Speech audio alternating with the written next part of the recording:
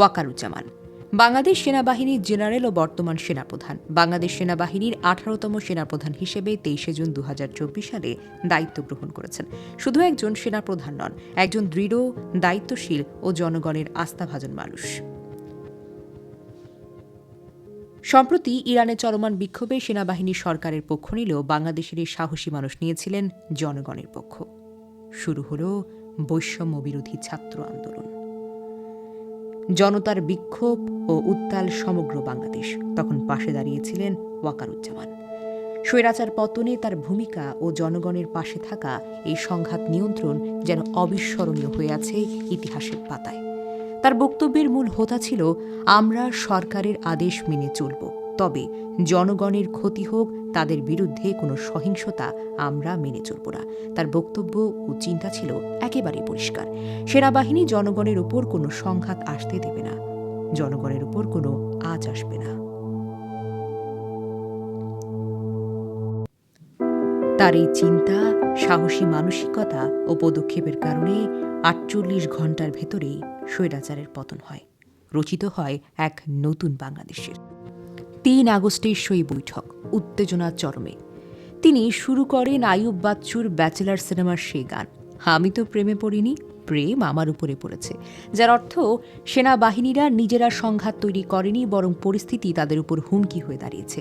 তারপর তিনি বলেন, আর বেশি কাদালে উড়াল দেব আকাশে। যে কথার অর্থ হল সেনাবাহিনীদের দায়িত্ব, মনোবল, দৃঢ়তা জাগিয়ে তোলা। এখান থেকেই তিনি বোঝান, গুলি আর চলবে না, এবার শুধু চলবে ইনসাফের পক্ষ, জনগণের পক্ষ, জনতার পক্ষ।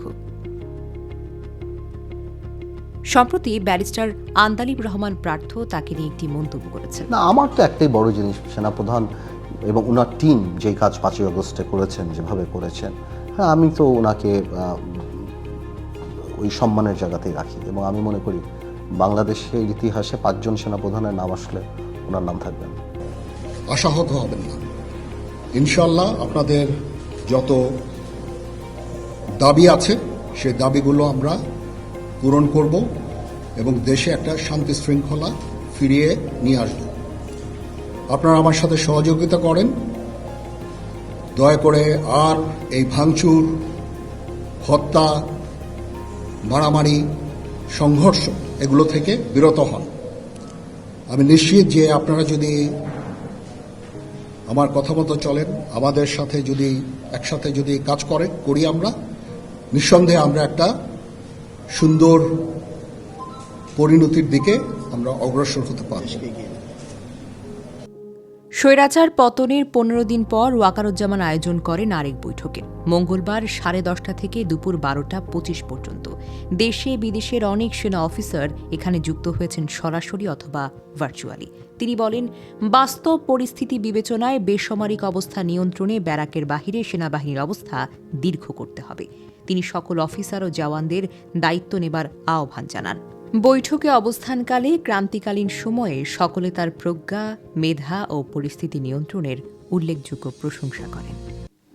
বাংলাদেশের প্রেক্ষাপটে ওয়াকারুজ্জামান এক অবিস্মরণীয় দৃষ্টান্ত হয়ে থাকবেন।